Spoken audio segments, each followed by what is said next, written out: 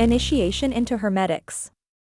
All right, get ready, because today we are really diving into some deep stuff. We're going to be talking about magic, but not the kind you see in movies. No wands or spells. No. Think more like, well, we're diving deep into Franz Bardon's initiation into Hermetics. This is next-level stuff. Bardin. A classic. And you're right, he's not about pixie dust and illusions. Bardin's system is all about personal experience, interacting with the raw energy of, well, existence. Exactly. It's like a user manual for the hidden forces that shape reality. But just so we're clear, we're focusing specifically on Bardon's system here, not a general Hermeticism overview. And he starts with something we've all heard of, the four elements, fire, air, water, earth. Right, the classical elements. But Bardon, he doesn't just stop there. He throws in a curveball. A fifth element, even more fundamental, called Akasha. Akasha, now we're talking. It's like the source code of creation, the energy field from which everything else emerges. The other four elements, they're just expressions of this deeper principle. Wow, okay. I'm already trying to wrap my head around that. But it gets even more complex, because Bardon doesn't just say, here are 5 elements, go forth and be magical. He says each one has what he calls active and passive sides, like 2 sides of the same coin, which is the key to understanding how to actually work with them. It's all about polarity. Think of the active side as the force of creation, growth, expansion, the spark that makes things happen. Okay, I'm getting that. While the passive side, that's about transformation, even destruction, but not always in a bad way. Yeah. It's the force that breaks things down so something new can emerge. Like, imagine a forest fire. Sounds destructive. Yeah, right. Definitely. But that fire clears out the old, makes way for new growth. That's the passive force at work.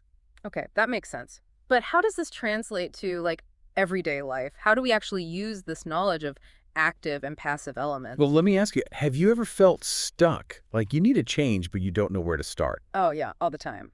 That's where understanding these polarities comes in.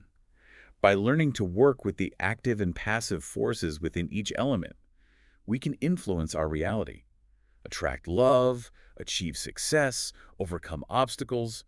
It's all about balance. Now we're talking. Give us the actionable stuff. And Bardon does. His book is full of practical exercises, not just theory. Right, he walks the walk. And for those listening who are like, okay, I'm ready to try this, what are some of the practices Bardon lays out? One that's really interesting is what he calls conscious eating. And before you say, oh no, not another diet lecture, this is different. It's Bardon, so I'm guessing it's more than just kale smoothies and chia seeds. Exactly. It's about infusing your food with your intentions, your desires, like really focusing your mind as you eat. It's almost like a prayer, but directed inward and outward simultaneously. That reminds me of how some cultures have rituals around food, blessings, offerings. This feels like a more personal, individual version of that, like you're imbuing your food with your own energy. Yes. Bringing that mindfulness and intention to even the simplest acts. Because everything is connected. Everything is energy. And speaking of everyday actions taking on a whole new meaning, Bardon has this thing with water. Water, like drinking 8 glasses a day. Not exactly. He talks about water magic, where something as simple as washing your hands becomes a ritual. Okay, now that's interesting. Tell me more. It's about visualizing, feeling the water washing away negativity, stress, doubt, like a symbolic cleansing. And then picturing yourself absorbing positive, life-giving energy from the water. I like it. Giving a whole new meaning to the term cleansing ritual, right? Yeah. I have to admit, the idea of incorporating this subtle magic into my daily routine is pretty appealing. It's like finding the extraordinary within the ordinary. Exactly. Bardon's system is full of those little aha moments where you realize how much power you actually have to shape your experience. And speaking of shaping reality, we can't forget about autosuggestion. Right, affirmations. Yeah. But Bardon has his own twist on it, right? It's not just wishful thinking. Not at all. He's very specific about using the present tense. Instead of, I want to be confident, you'd say, I am confident. I am confident. Why is that so important for him? Because remember how we talked about Akasha being that primal source of everything? Bardon believes that aligning our thoughts and words with our desired reality, but doing it in the present moment, is like sending a direct order to that creative force. So it's not just about thinking it, it's about embodying it now. Exactly. It's like we're programming the universe with our thoughts and words, and the present tense is the language it understands. Okay, so this is starting to sound a bit like, manifestation, which a lot of people are into these days. There are definitely parallels, but what I think sets Bardon apart is this emphasis on understanding these fundamental forces, not just wishing and hoping. It's working with the fabric of reality, not against it. And that's where mastering those simple practices we talked about, the conscious eating, the water magic, the affirmations, that's the foundation for everything else. Exactly. You've got to learn to walk before you can run. But in this case, we're not just talking about walking, are we? We're talking about creating beings out of pure energy and traveling to other dimensions. At least that's where Barden eventually takes us. He does, but he emphasizes that you can't skip ahead. Mastery of the basics, that's essential. It's about understanding and balancing those elemental forces within ourselves first. And that's where he introduces the concept of the astral body. Right. Like our energetic blueprint connected to everything. But it's not some vague New Age concept with Barden. He gets really specific. It's like our emotions aren't just feelings, they're actual frequencies that resonate with those different elements. Think about it. Anger, it can feel hot, fiery, right? Sadness, that can feel heavy, watery. I never thought about it like that, but yeah, it makes sense. So it's not just about understanding elements out there in the world. It's about recognizing how they manifest within us, in our personalities, our emotions. Absolutely. And once you start to see those connections, you can start to work with them. And this is where things get really exciting, because Barden teaches us how to project those elemental forces outward from our astral bodies into the world. Hold on, are we talking about like sending healing energy to someone? Is that an example of this? That's one application. Barden talks about influencing events, attracting what you desire, even sending protective energy to loved ones. But he's also really clear that it's not about manipulation or selfish gain. It's about aligning yourself with the flow of the universe and using your understanding to create positive change. So no love spells to get your ex back. Well, Barden might say there are more ethical and effective ways to attract the love you want. Remember, it's all about working with a natural order, not trying to bend it to your will. Right, right. No cosmic shortcuts. So we've got these elements within us. We can project them outwards, but it gets even wilder because Barden says we can actually create beings out of this elemental energy. Elementals, he calls them. Powerful stuff. But Barden wouldn't want us to think of them like magical pets or anything. These are beings of pure energy, molded by our intentions to carry out specific tasks. And this is where those warnings about responsibility come into play, right? Because if we're not careful with this power... Absolutely. Barden is very clear that elementals are powerful forces. Misusing them can have serious consequences. He stresses understanding their nature, respecting their power, and acting with integrity.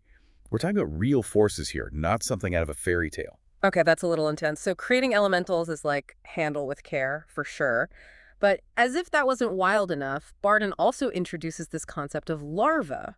They sound even creepier, to be honest. Think of larvae like those pesky thought forms we create, often unintentionally, through fear, anxiety, negative self-talk, all that fun stuff. Oh, so that's what those are called. Everyone has those lurking around, right? So how do we get rid of them? I'm very interested in this. Barden to the rescue. He provides a bunch of techniques for dissolving larvae.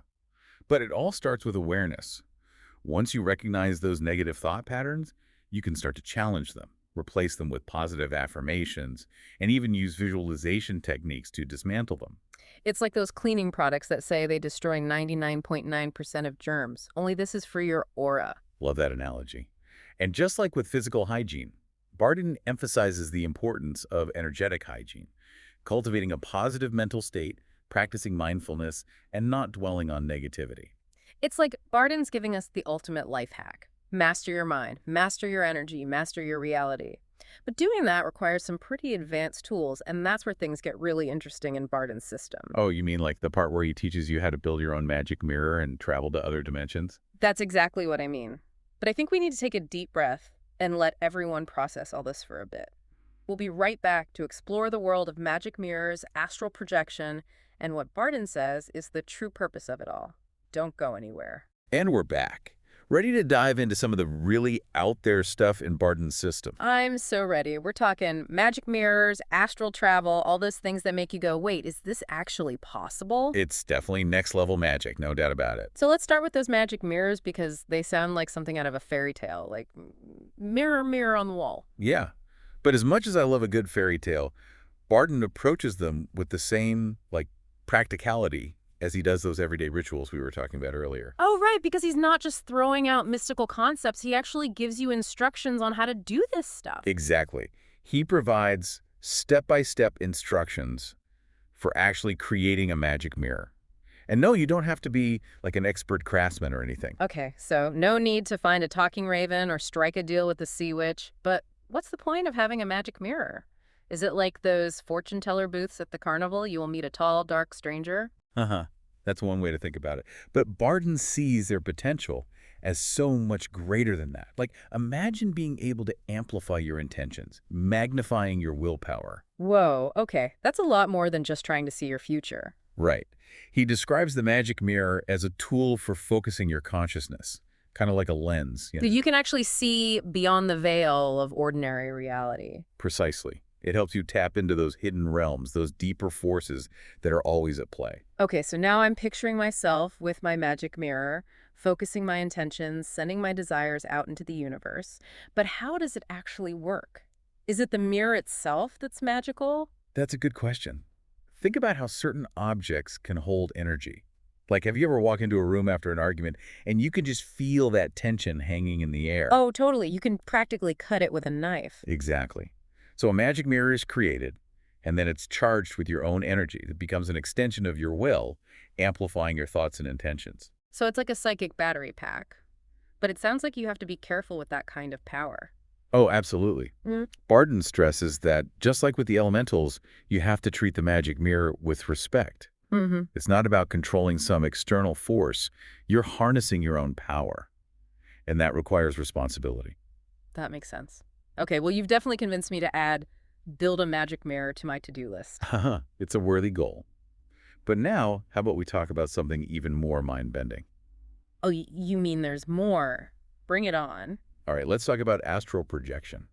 Ever heard of that? Astral projection. Yeah, it's like those out-of-body experiences, right?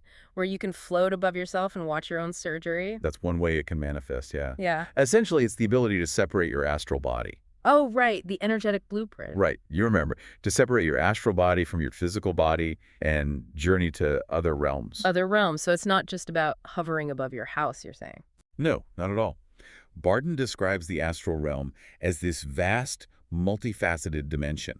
You can access hidden knowledge, connect with spiritual beings. It's like lucid dreaming on steroids. That's both incredibly exciting and slightly terrifying. But how do you even do it? And more importantly, how do you do it safely?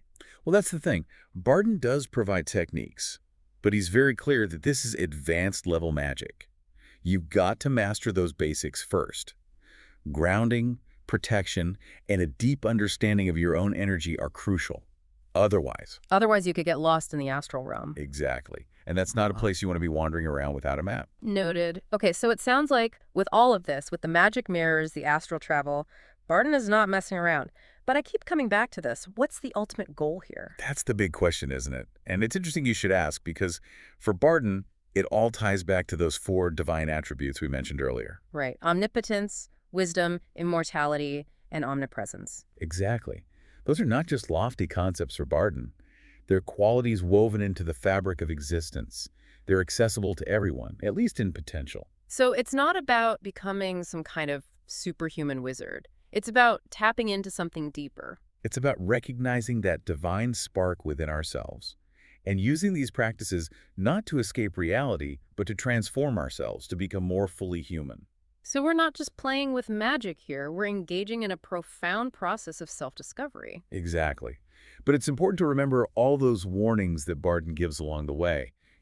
Ethical conduct, humility, not using these practices for selfish gain. Because if you're not careful, you could end up with all this power but not enough wisdom to handle it. Exactly. And that can lead down a dangerous path. But if we approach this work with the right intention, with respect for ourselves and for the universe, the potential for transformation is limitless. Okay, wow. I think I need a moment to process all of that. We've covered so much ground already. Elements, elementals, magic mirrors, astral projection, and it seems like there's still so much more to explore. We've only just scratched the surface. But that's the beauty of Barden's system. It's a lifelong journey of discovery. A journey that can lead to incredible places if we're brave enough to take it. Speaking of incredible places, I've been really curious about one thing we haven't gotten to yet. Barden's ideas about using the elements to influence memory? Ah, yes, memory manipulation. It's definitely one of the more intriguing and perhaps unsettling aspects of his teachings. It does sound a little like science fiction, right? Like, could we actually erase painful memories or enhance our ability to learn just by working with these elemental forces? It's a fascinating possibility, and one that Barden suggests might be within our reach, but you can imagine the ethical implications. Oh, absolutely. It's like opening Pandora's box. Where do you even draw the line? Exactly. And I think that's why Barden is intentionally vague about this particular practice. He understood the potential dangers of such knowledge in the wrong hands. So maybe some doors are better left closed, or at least approached with extreme caution. It makes you realize that wisdom and discernment are just as important as any magical ability. Couldn't agree more. We'll be right back to talk more about Barden's initiation into Hermetics. Don't go anywhere. You know, diving into Barden's work is like, well, it's like stepping into a different reality. We've talked about so much already. The elements, those elementals, even magic mirrors, and like astral projection. It's a lot. But I feel like there's this even bigger picture he's painting. You know what I mean? You're definitely picking up what Barden's putting down. It's easy to get caught up in the specifics of like how to create an elemental or whatever. Right. But ultimately, all of it, every single practice he outlines, it's all directed towards a single goal. Which is? Embodying the divine. Okay, yeah. We've mentioned those 4 divine attributes: omnipotence, wisdom, immortality, and omnipresence. It's a mouthful, I know, but what does that actually look like in Barden's system? Good question. It's not about like growing wings and having a halo, right? It's about recognizing that those qualities, they're not reserved for some far-off deity. They're woven into the fabric of existence itself. So they're accessible to us, to everyone. Exactly, at least in potential. Barden's system, it's like a roadmap for awakening those divine aspects within ourselves. So it's about personal transformation, but on a really deep level. Exactly. It's not about becoming superhuman. It's about becoming more fully human, more realized. Imagine tapping into this wellspring of wisdom or experiencing a level of inner peace that never wavers, no matter what challenges life throws at you. That's the kind of transformation Barden's talking about. It sounds like it's a lifelong process, though. You wouldn't just wake up one morning and suddenly embody all 4 of those attributes, right? Right. Barden was adamant about this. It's not a quick fix. It's not a shortcut to power. It's about dedicated practice, self-discovery, chipping away at the limitations we place on ourselves, and gradually aligning with those divine qualities that are already there inside of us. So we're not becoming something we're remembering who we truly are, but it's a process. Absolutely. And that's why all those warnings that Barden gives throughout his work, they're so important. The emphasis on ethical conduct, on humility, on not using these practices for personal gain. Because power without wisdom can be pretty dangerous, right? Absolutely. That's a recipe for disaster. Barden's system is built on the understanding of true power, real power. It comes from alignment with our highest selves, with the forces of nature, with the principles that govern reality itself. So it's not just about what you do with that power, it's about who you are at your core. Exactly. Barden reminds us that real magic, true magic, it's not about manipulating the external world. It's about transforming ourselves from the inside out. Yeah. And that transformation, that journey of self-discovery, that's the true reward. I love that. It's not about seeking power over others. It's about seeking power over ourselves, our own limitations, our own darkness. And it strikes me that Barden barely even mentions using these techniques for, well, things like influencing memory directly. I mean, imagine strengthening or weakening memories at will. He says it's possible, but he's very cautious about it. Yeah, he doesn't go into much detail, does he? It's like he knows that some knowledge, some abilities, well, maybe they're better left unexplored, at least until we've really mastered ourselves. I think you hit the nail on the head. It's like that old saying, with great power Comes great responsibility. Yeah. It's true on so many levels. Well, this has been incredible. Franz Barden's initiation into Hermetics. I mean, we only scratched the surface, really. But hopefully we've given our listeners a taste, a glimpse into this world of practical magic, of self-transformation. It's a journey, that's for sure. And if you're ready to take it, Barden's work is there waiting for you. But approach it with respect, with caution, and with a sincere desire for growth. Because who knows, you might just surprise yourself with what you're capable of. Until next time, keep exploring.